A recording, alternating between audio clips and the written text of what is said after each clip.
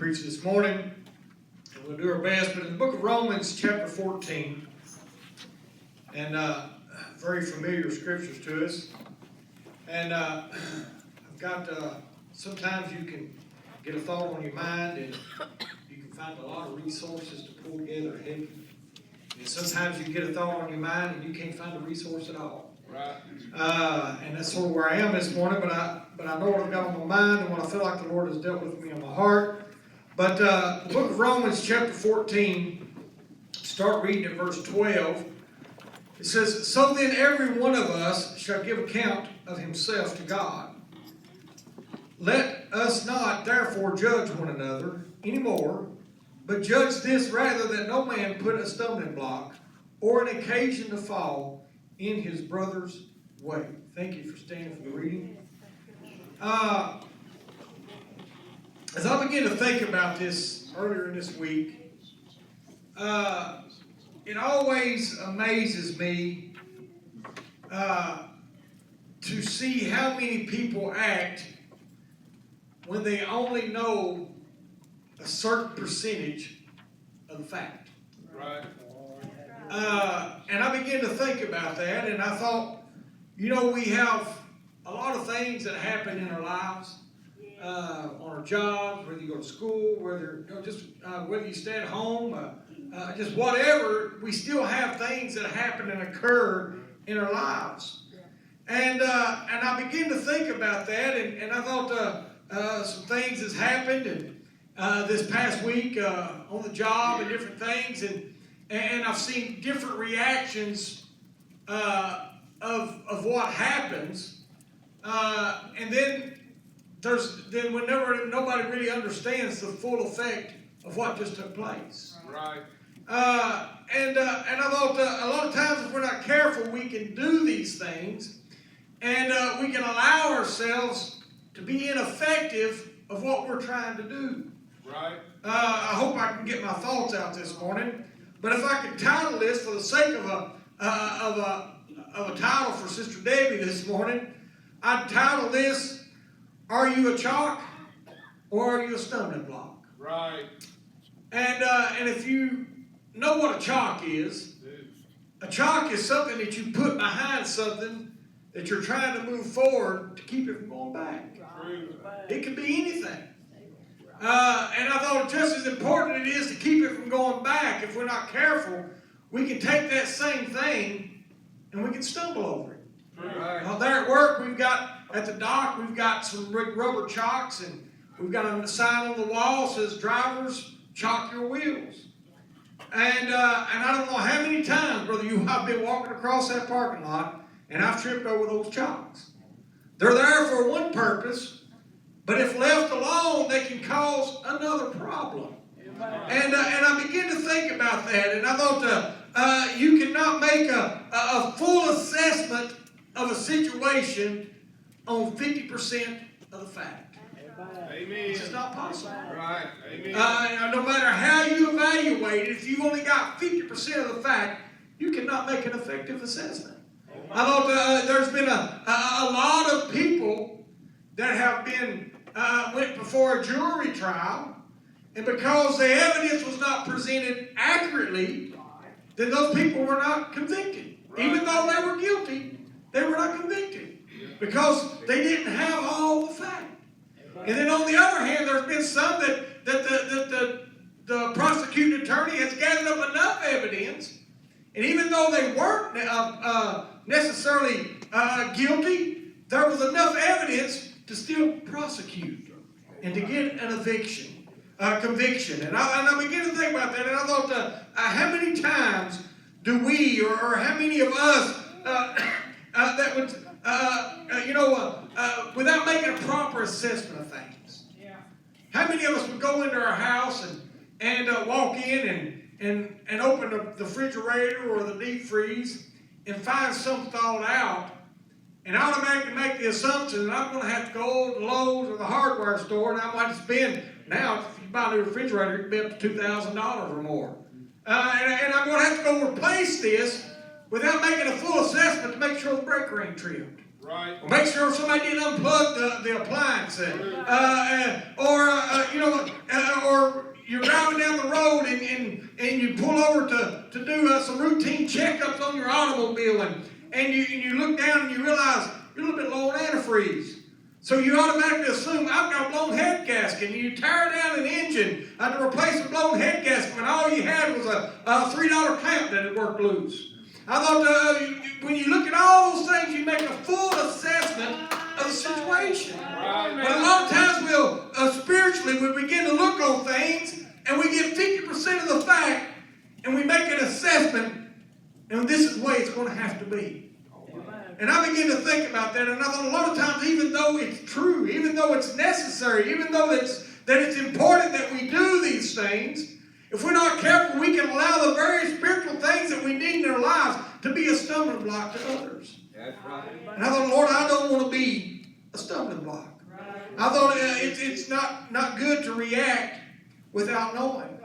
I thought only God knows the true fact.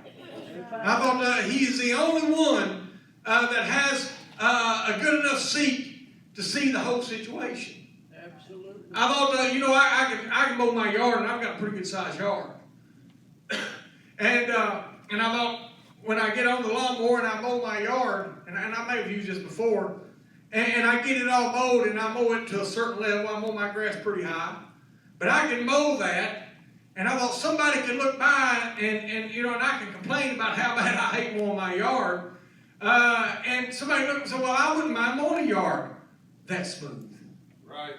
But they haven't drove a lawnmower across that yard. Brother Harold drove a truck across it, and he said, you do not have a smooth yard. And I thought, so you get a 17-inch or 18-inch truck tire, and then you get a 12-inch lawnmower tire. It's going to hit even more bumps than what that truck tire hit. And I thought, but I thought you can drive by and all the grass is smooth and level, and you think, my, that's a smooth yard. But I thought they don't see what's underlying. And I thought, and I began to think about that, and I thought, how many times do we look and we see a situation, we think, why are they having a problem? But we don't know the circumstances under that life.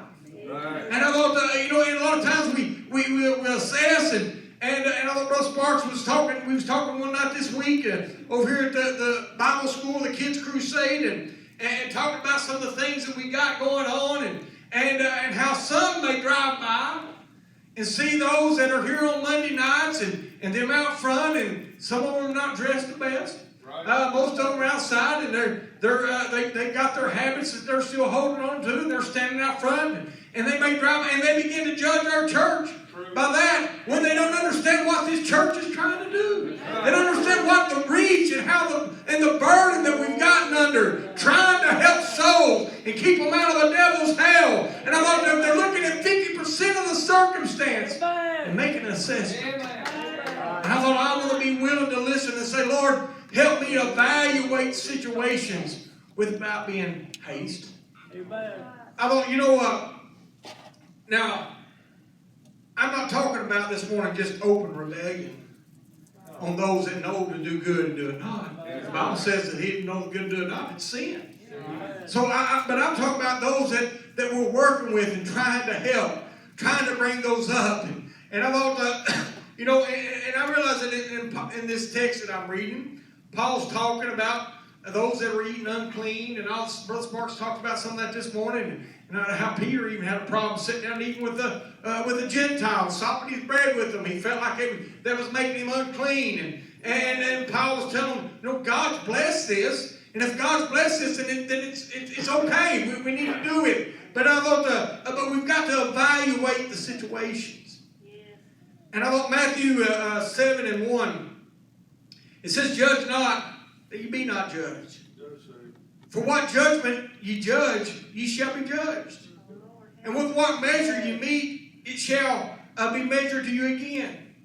And why beholdest thou the mote that is in thy brother's eye, but considering not the beam that is in thine own eye? How wilt thou say to thy brother, let me pull out the mote in thine eye, and behold, a beam is in thine eye? I thought it's so easy, like I said, to look at someone else's circumstances and look over our own. Brother Yule used the illustration yesterday morning over at the men's breakfast. And I guess it was his mother-in-law or maybe some of his family. And he looked over and their fruit trees and their trees in their yard had bagworms in them. And he thought, why would they let their bagworms go in those trees? So he got him something. He began to burn the bagworms out of their trees. And then he looked back in his yard. And he realized his trees had bagworms. Yep. And I thought, and I thought a lot of times we do that and we overlook our own problems because we've got our eye on someone else's. And I thought we need to be, we need to have, and I feel like we do. I feel like as a church we're very compassionate.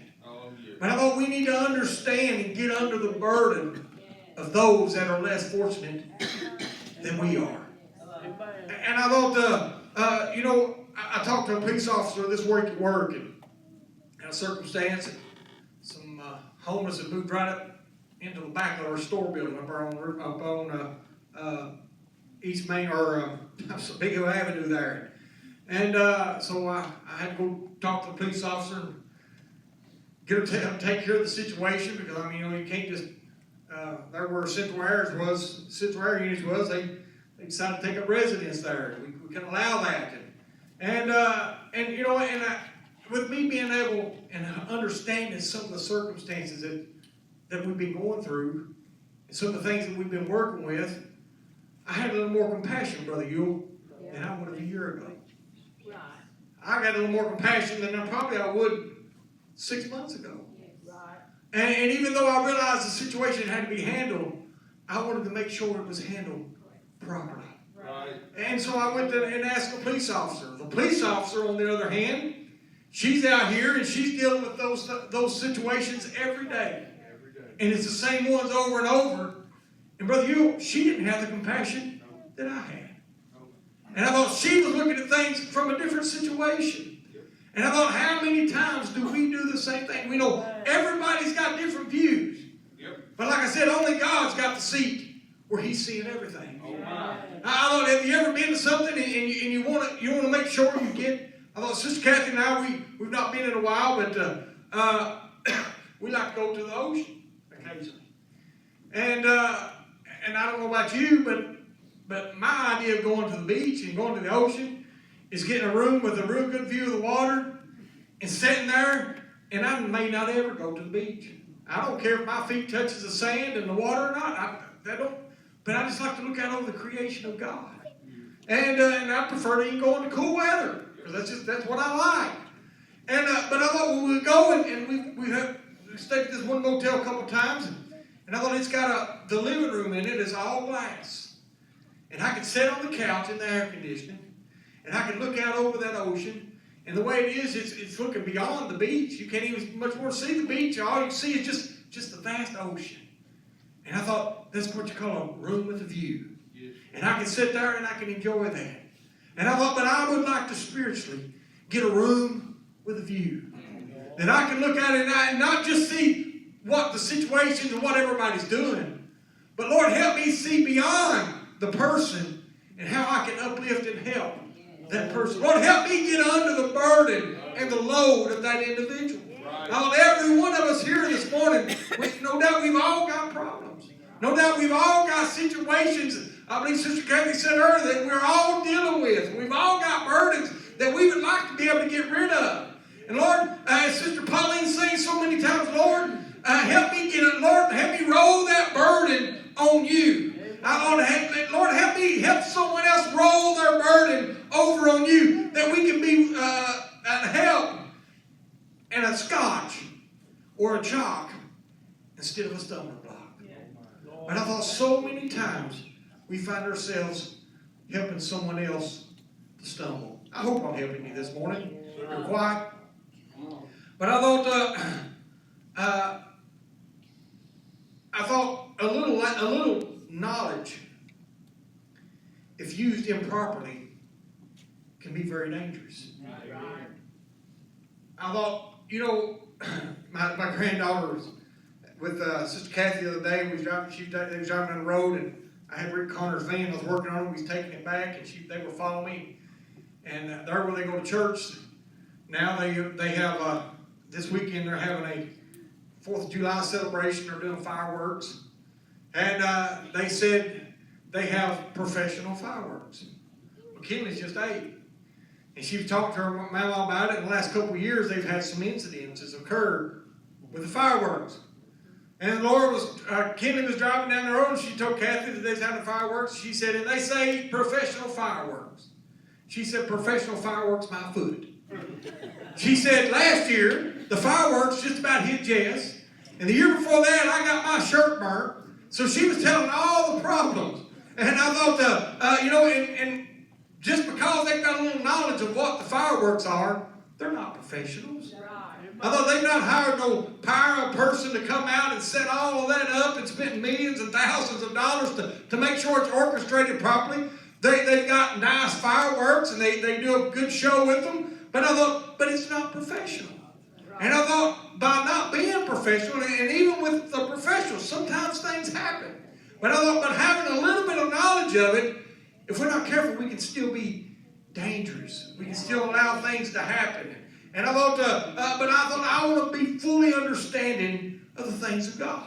1 Corinthians 8:1-3 says, and if any man think that he knoweth anything, he knoweth nothing. Yet as he ought to know, but if any man love God, the same is known of him. Although we can't think of ourselves, this is what that's saying is, don't be thinking of ourselves higher than what we ought to be. But humble ourselves down and just be happy that we know God. And I thought that, and it's easy to look at somebody else that's in a hardship and say, how did they allow that to happen? Or somebody else that their children are backslid and say, well, what happened? What caused our kids? I thought, the devil can get a hold of anybody's kids. I thought if he can get a hold of mine, he can get a hold of yours. I thought if he can get a hold of yours, he can get a hold of mine. And I thought, so we can't look and say this. And I realize there are circumstances where people can get into, cause their children to go astray, but not fully obeying God. I'll be honest, it's free, but if you go home from church and you have the pastor for dinner, then the chances you keeping your kids in church is slim to none. That's right. Because if you don't have confidence, the kids ain't going to have confidence. And I thought if you're doing your best to bring them up, and I thought don't get to where that you think that you know things above. And like I said, make sure that you understand the circumstance. I remember one time I was probably, about 14-year-old. And back then, we lived out on Wiseman Town, and it wasn't about 2 miles to town, and Papa and Granny lived over on Estway Avenue. And I'd ride my bike to town all the time. With the traffic situation now, ain't no way I'd have a 14-year-old kid take off across there on a bicycle.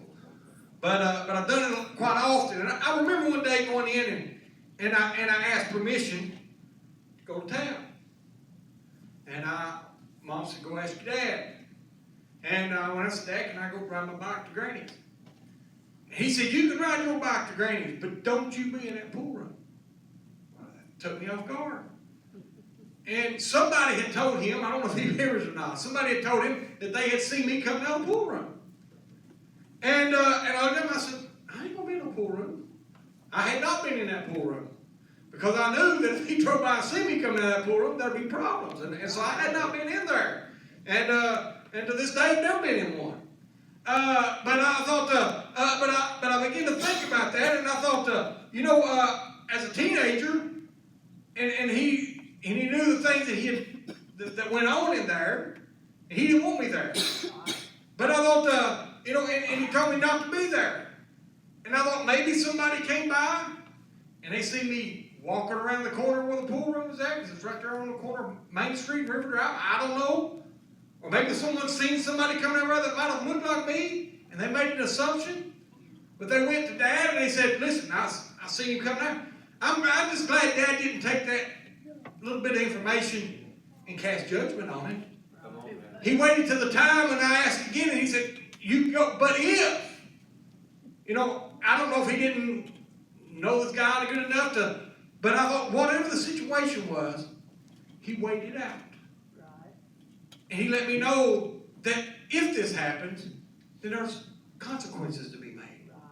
And I thought, I began to think about that, and I thought, God is a just God. And I thought, He's not going to just start throwing out discipline just to be given discipline. That's right. And I thought He's a God that's going to make sure that we understand. And I thought He's going to lead us and guide us.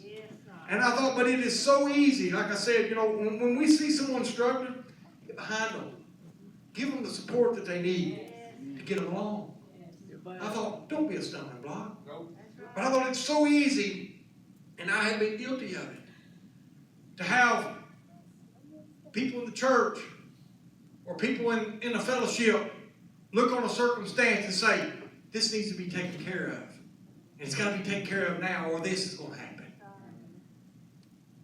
And us jump in and say, well, okay, we're going to take care of this, rather than wait on God and try to handle circumstances in our own, even though we're right, and even though the situation may be wrong, and be a stumbling block and cause someone to leave the fold of God.